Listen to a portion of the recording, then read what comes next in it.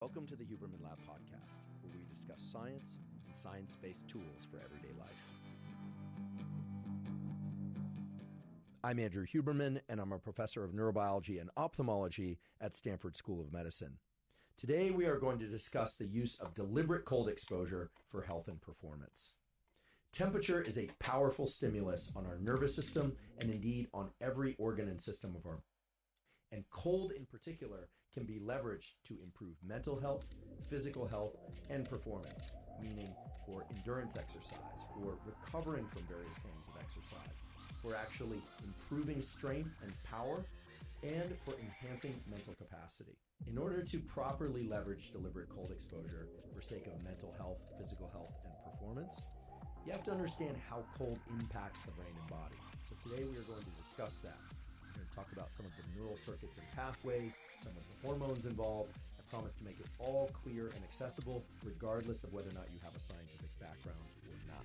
We are also going to discuss very specific protocols that you can apply, which leverage variables like temperature, how cold, how to deliver the cold, for instance, whether or not you use a cold shower, cold immersion, ice bath, circulating water or still water, whether or not you're going for walks outside in a t-shirt when it's cold, or whether or not you're purposefully using things like cryo, if you have access to that or not.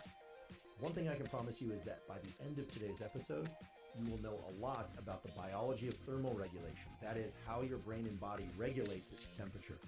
You will also have a lot of tools in your arsenal that you can use and leverage toward improving mental health, physical health, reducing inflammation in the body, improving athletic performance, improving mental performance. I promise to spell out all those protocols in detail as I go along and to summarize them again at the end. I'd like to make a point now that I'm going to make several additional times during today's episode, and that is that temperature is a very potent stimulus for the brain and body. That also means that it carries certain hazards if it's not done correctly. Now, everyone shows up to the table, meaning to protocols, with a different background of health status, and there's simply no way that I can know what your health status is. So anytime you are going to take on a new protocol, that means a behavioral protocol or a nutritional protocol or a supplementation protocol, you should absolutely consult a board-certified physician before initiating that protocol. I don't just say this to protect us, I also say this to protect you. If you'd like to see our medical disclaimer, you can go to our show notes. It's described there. In fact, I encourage you to please do that. And in general, when embarking on new protocols, in particular if they involve strong stimuli like changing temperature or placing yourself into unusual temperatures, I would encourage you to progress gradually. I would also encourage you to not look at gradual progression as the kind of weak version of a protocol. In fact, today I'm going to discuss a really beautiful peer-reviewed study that involved having people do deliberate cold exposure, so they were immersing themselves into water up to about their neck. And the water was actually not that cold. It was only about 60 degrees Fahrenheit, which for most people is pretty tolerable. So nowhere near the kinds of extreme temperatures that one could use in other protocols. And the interesting thing is, despite that fairly modest cold temperature, by simply extending the duration of time that people were in that water, they experienced enormous increases in neurochemicals that ought to translate to improvements in focus and mood, and indeed, that's what's been observed in subsequent studies. So again, please see our medical disclaimer in our show notes.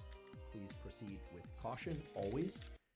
Please also understand that the most potent stimulus isn't always the one that you experience as the most intense in the moment. In fact, I would encourage you to find the minimum threshold of stimulus that will allow you to derive the maximum benefit from each protocol. And indeed, I will point out what those thresholds ought to be today.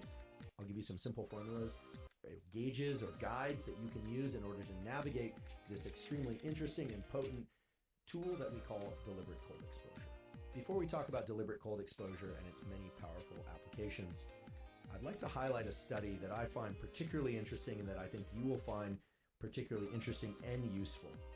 The title of this study is Brief Aerobic Exercise Immediately Enhances Visual Attentional Control and Perceptual Speed, Testing the Mediating Role of Feelings of Energy. Now, the reason I like this study is, first of all, it's a fairly large size sample group. They looked at 101 students. These were college-age students. And they had two groups. One group did 15 minutes of jogging at moderate intensity. So when they did measure percent heart rates, etc., but this would be analogous to zone 2 cardio, which I've discussed on this podcast before. Zone 2 cardio is cardiovascular exercise that places you at a level where you can hold a conversation with a little bit of strain, meaning that you can get the words out, but every once in a while you have to catch your breath. Whereas if you were to push any harder by any mechanism, going faster or on a steeper incline, etc., that you would have a hard time carrying out a conversation. So zone 2 cardio is a common form of describing that level of intensity that they call moderate intensity. So one group did 15 minutes of jogging at moderate intensity, which I'm translating to roughly zone 2 cardio. The other group did 15 minutes of relaxation concentration that is somewhat akin to mindfulness meditation. And then they were analyzed for perceptual speed, visual attentional control, something called working memory, which is your ability to keep certain batches of information online. Just imagine someone telling you their phone number and you have to remember that sequence of numbers in your head for some period of time. That's working memory, and it depends very heavily on the so-called prefrontal cortical networks, which are involved in planning and action. And they also looked at people's feelings of energy, and they measured that subjectively, how energetic people felt. Now, the major takeaways from this study that I'd like to emphasize are that the 15 minutes of jogging group experienced elevated levels of energy for some period of time after they ceased the exercise. Whereas the group that did mindfulness meditation actually reported feeling more calm and having less overall energy. Now that's very subjective, and indeed they used subjective measures to analyze energy. But what gets interesting is when they looked at performance on these various cognitive tasks. And the two tasks that they used were called the trail making tests.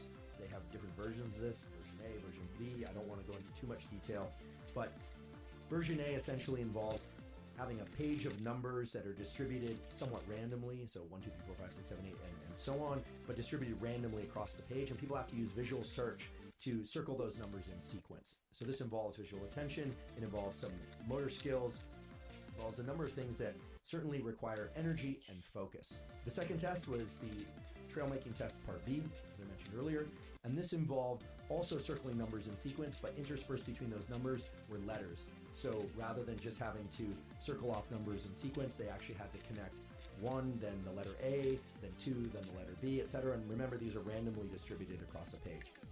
The major takeaway from the study is that the group that did the 15 minutes of moderate exercise prior to these two tests showed significant decreases in the amount of time required to complete these tests accurately. That is interesting and indeed surprising, at least to me, because there have been many studies looking at the effects of mindfulness meditation on the ability to focus. The key variable in the study turned out to be energy, this feeling, subjectively measured feeling, I should say, of having more energy and thereby the ability to focus, especially in these high cognitive demand tasks. Now, the takeaway from this study for all of us, I think, is pretty straightforward. If you are going to sit down to do some work that requires focus and working memory and cognitive attention, and especially if it's visual spatial control, meaning you have to search for things on a page, you have to organize things on a page, so this would be writing, arithmetic, basically cognitive work of any kind. 15 minutes of moderate exercise done prior to that work bout could be very beneficial for you. This does not mean that mindfulness meditation would not be of benefit to you. I wouldn't want you to conclude that.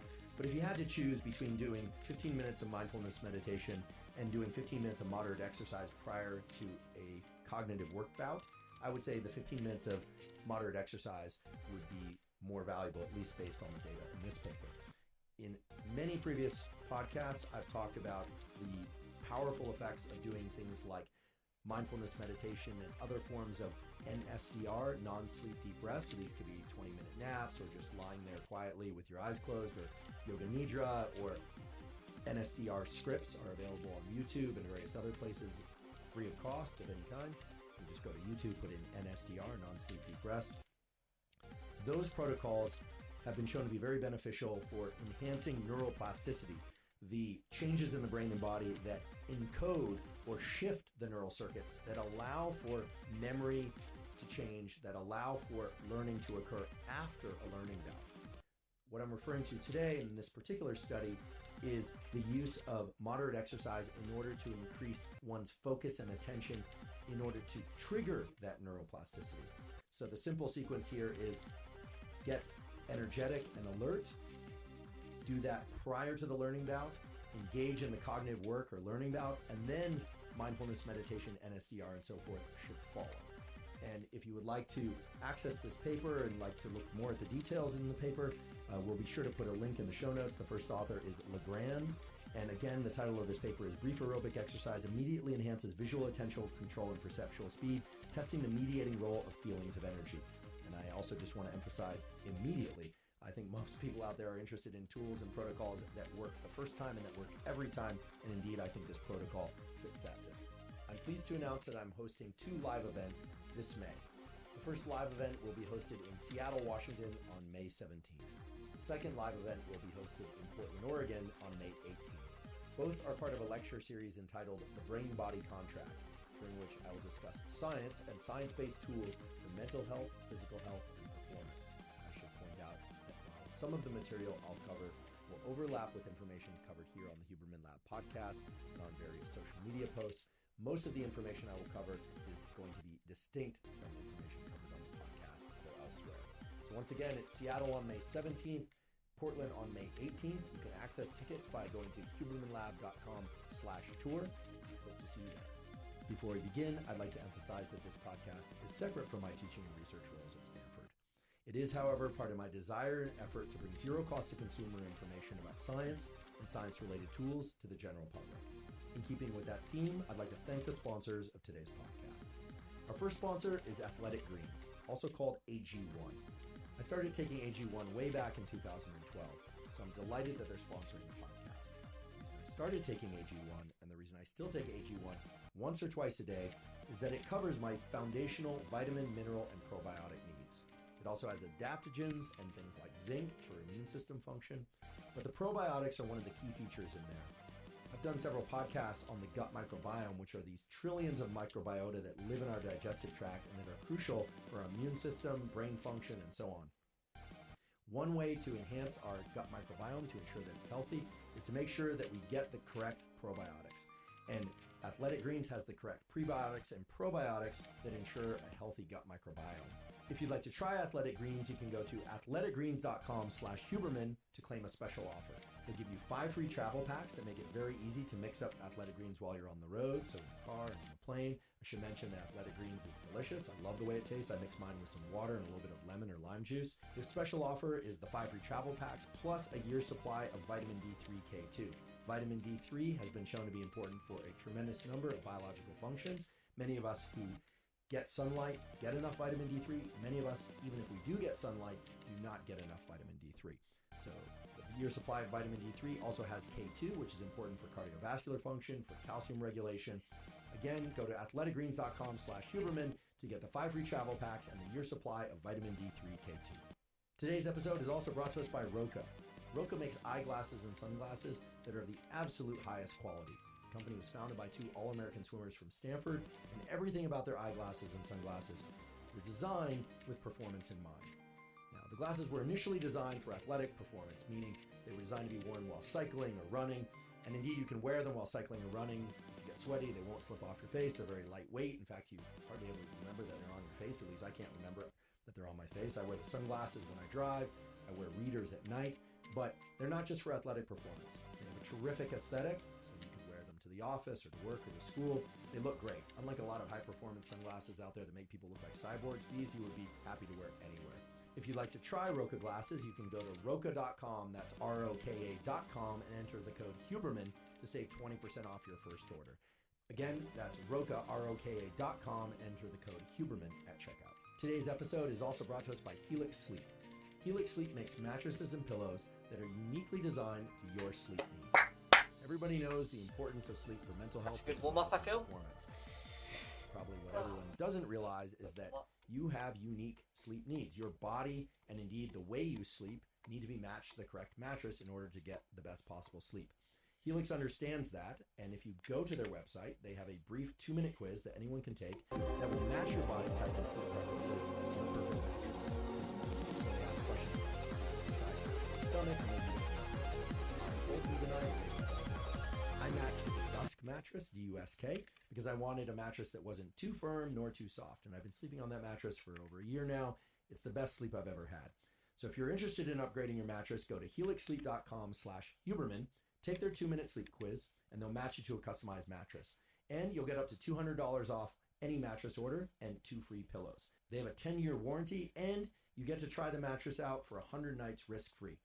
They'll even pick it up for you if you don't like it, although I think you will like it. I certainly love mine. Again, if you're interested, go to helixsleep.com/Huberman to get up to $200 off your mattress order and 2 free pillows. Okay, let's talk about the use of cold for health and performance. I confess I love this topic because it takes me back to my undergraduate years when I worked in a laboratory studying cold physiology, its effects on the brain, and its effects on the body. And over the years, I've always kept track of the literature in this area. And indeed, there have been some tremendous discoveries, both in animal models, so in rodents like mice and rats, but also in humans. And today we're going to talk about both categories of studies, and I will be careful to point out when discoveries were made in animal models and when they were made in humans. A key point when thinking about the use of cold as a tool, and the key point is that you have a baseline level of temperature that is varying, changing across the 24-hour cycle. So any use of deliberate cold exposure is going to be superimposed on that rhythm, that circadian rhythm, meaning that 24-hour rhythm.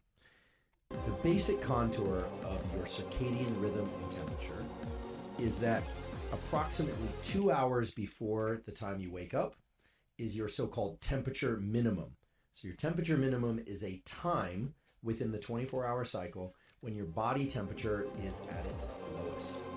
Okay, so if you normally wake up around 6 a.m., your temperature minimum is probably about 4 a.m. At about 7 a.m., your temperature minimum is probably about 5 a.m. It's not exactly 2 hours before your wake-up time. It's approximately 2 hours before your wake-up time. Now, as you go from your temperature minimum to the time in which you are going to awake, your temperature is rising slightly. And then at the point where you wake up, your temperature starts to go up more sharply and will continue to go up into the early and sometimes even into the late afternoon. And then sometime in the late afternoon and evening, your temperature will start to decline. And indeed, as you approach sleep, your body temperature will drop by anywhere from 1 to 3 degrees. And in fact, that decrease in core body temperature is important, if not essential, for getting into and staying in deep sleep. And so temperature rises with waking. That's easy to remember. It tends to continue to rise throughout the day. And in the late afternoon and evening, your temperature will start to go down, and the drop in temperature actually helps you access sleep.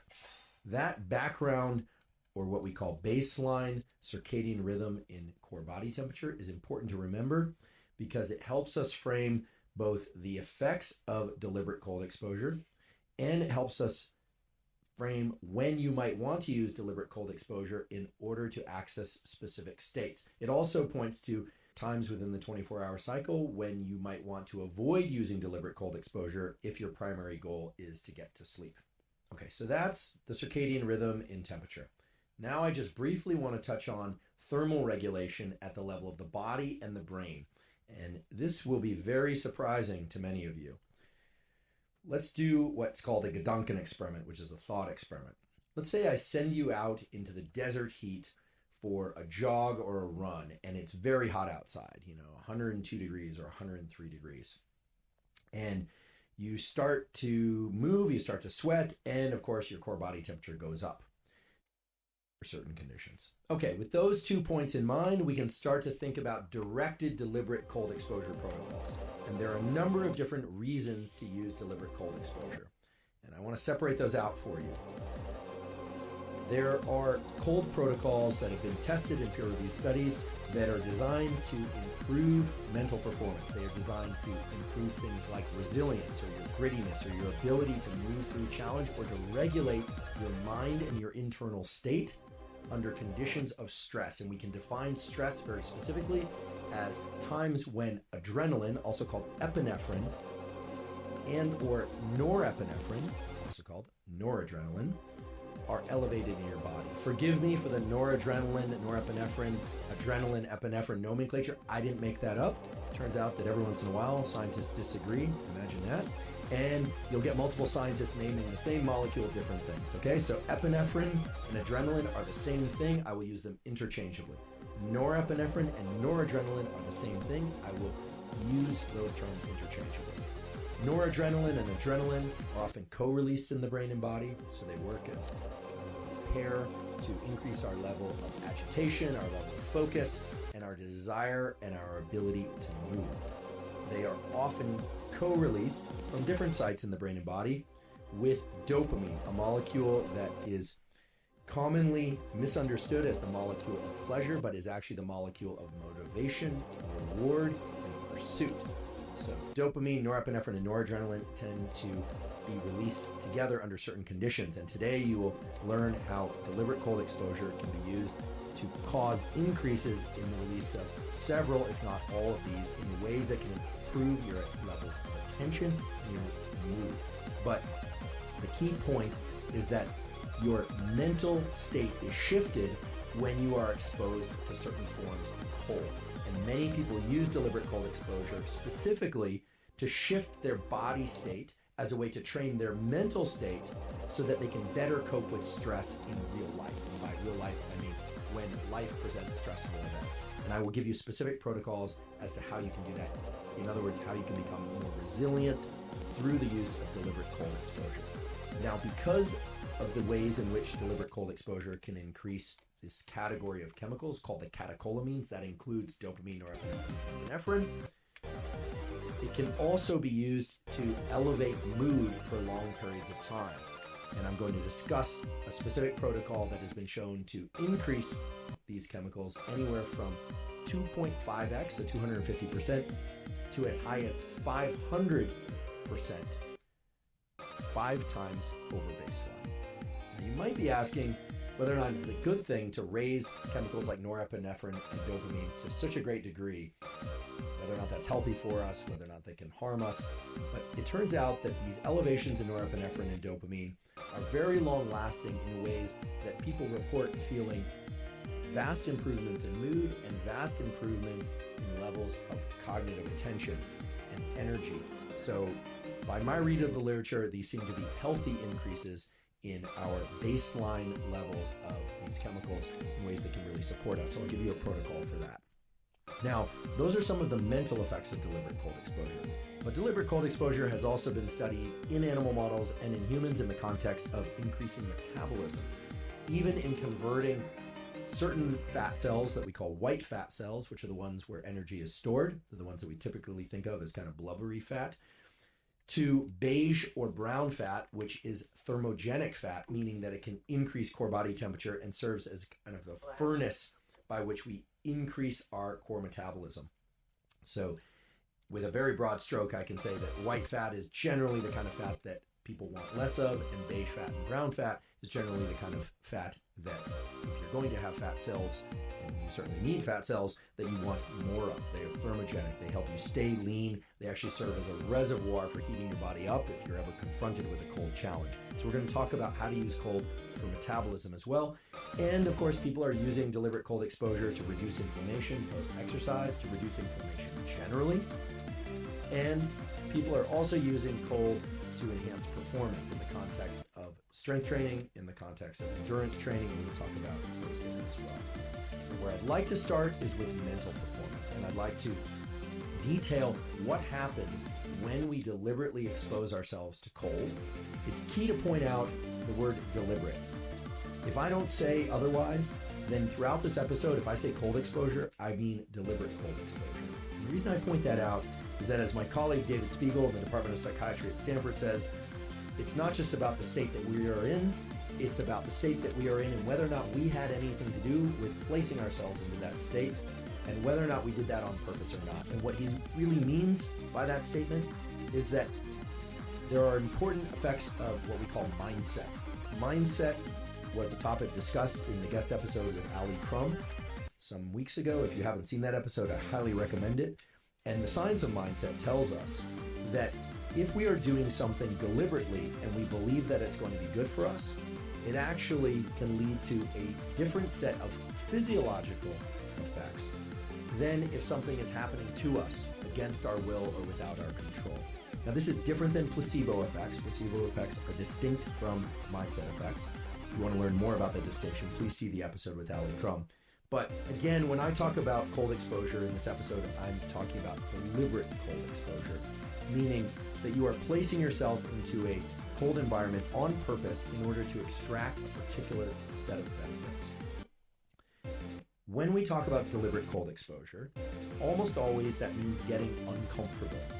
And one of the most common questions I get when discussing the use of cold for sake of mental and physical performance, metabolism, etc., is how cold should it be? How cold should the water be? How cold should the environment be? And I just will tell you now, and I'm going to say this again and again throughout the episode because it will continue to be true throughout the episode and long after the episode is over.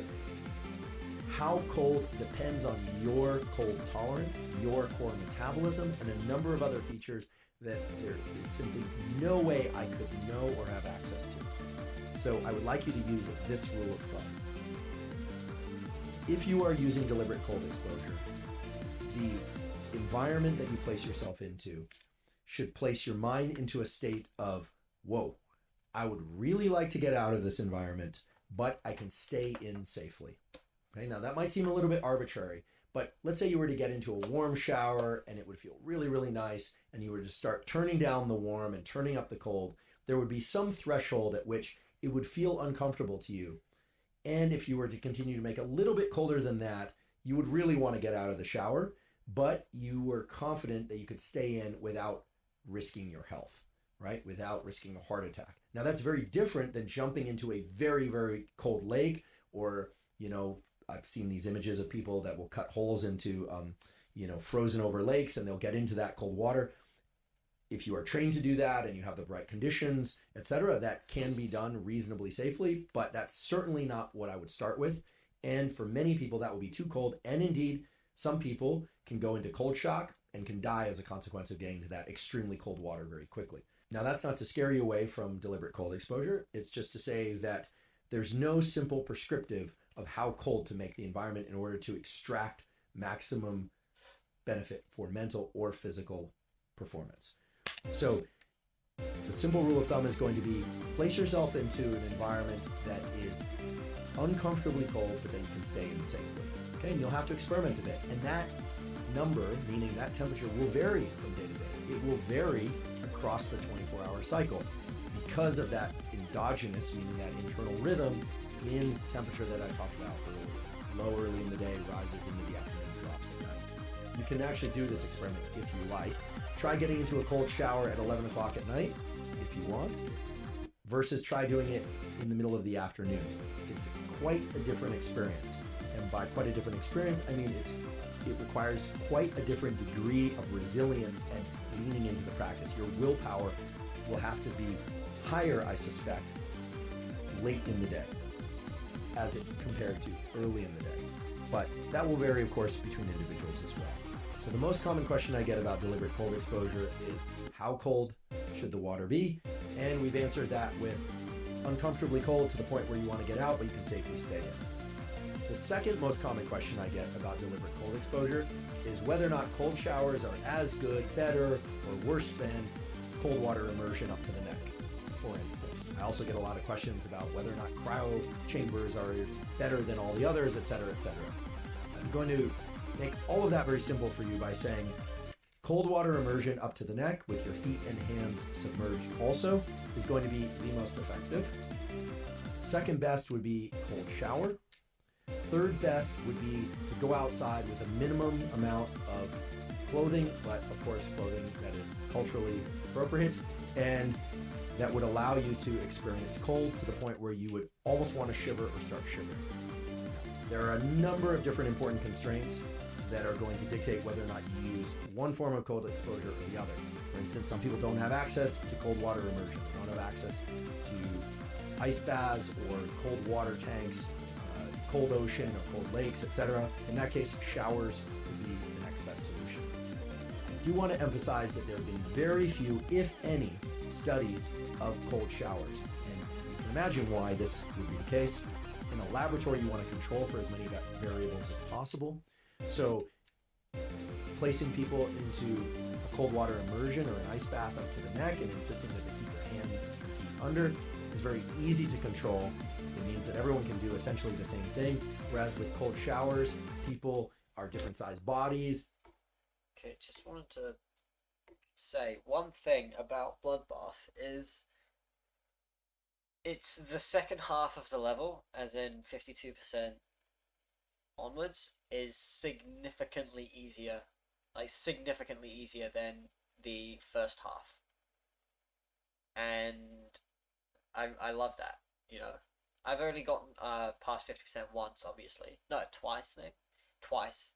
And you know, the only reason why I died was due to my nerves and my heart rate going through the roof. But I really like how it eases off towards the end. And this is what good balancing is, because it doesn't make the level any easier per se, but it just makes it a better experience, you know. It's very level when you add the nerves in the second half of the level. Obviously, you're way more nervous in the second half than you are in the first half. So even though the second half is easier, technically, it's much harder to do based on how nervous you are. But then the first half is just you know, technically harder. You know, there's more timings, it's a bit tighter, you know, all that. But I really just wanted to appreciate that really quickly, you know.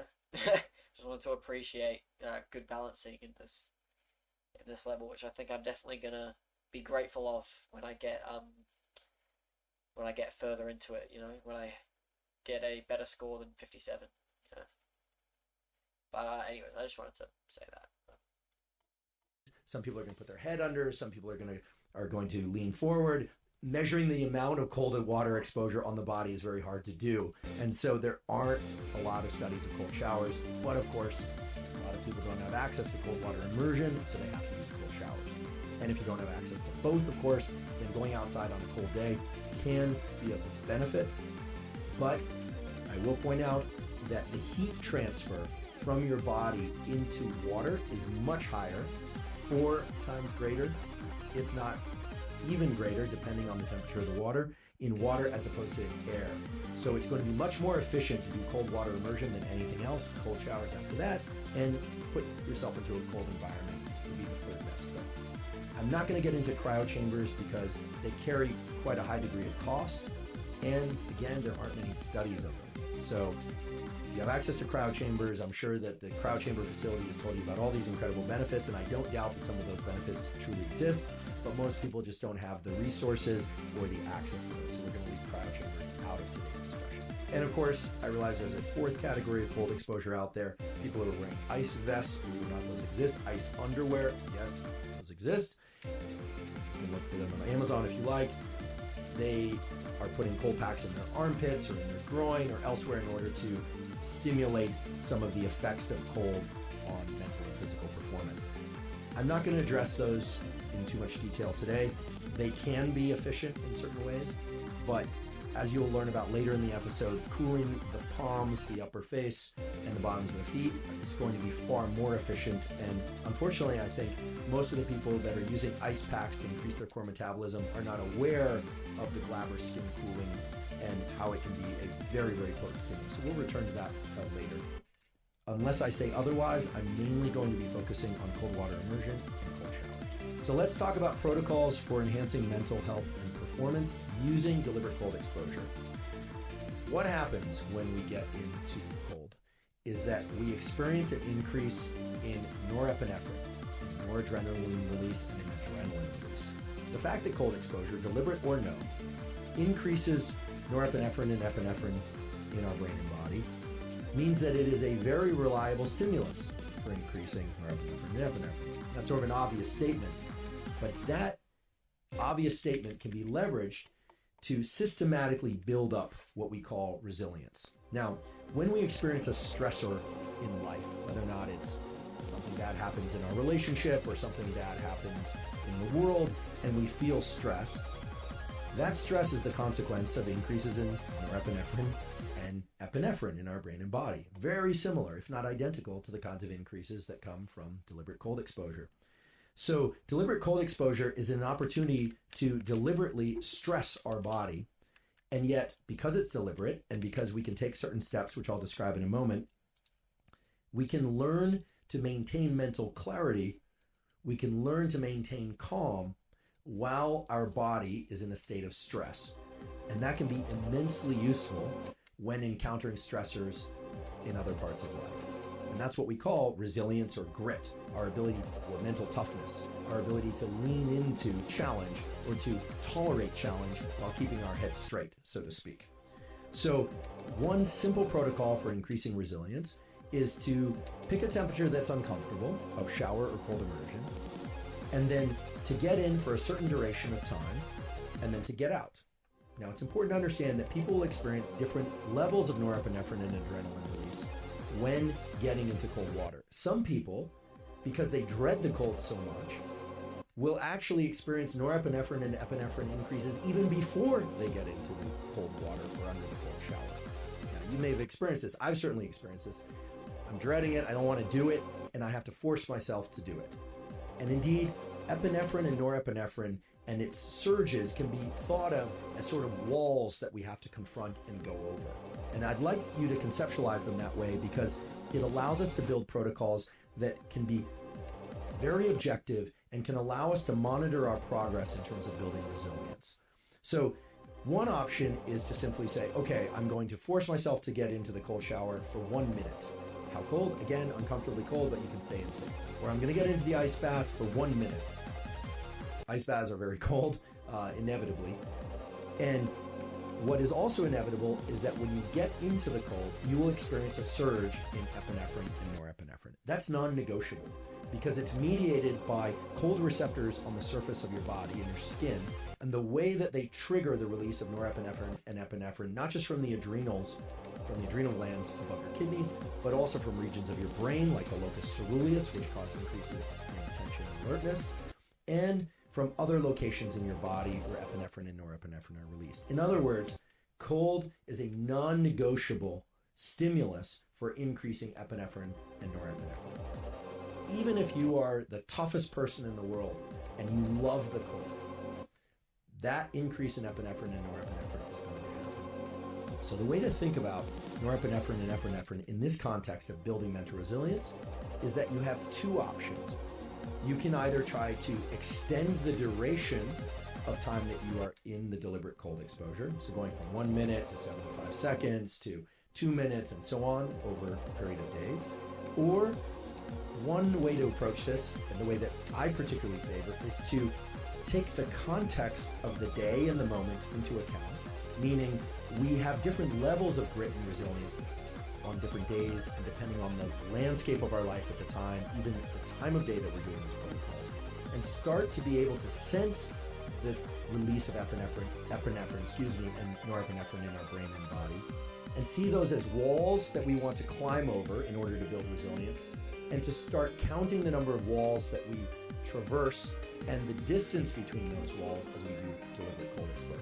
Let me give you an example of the timed protocol, because that one is very straightforward, although I do not think it is as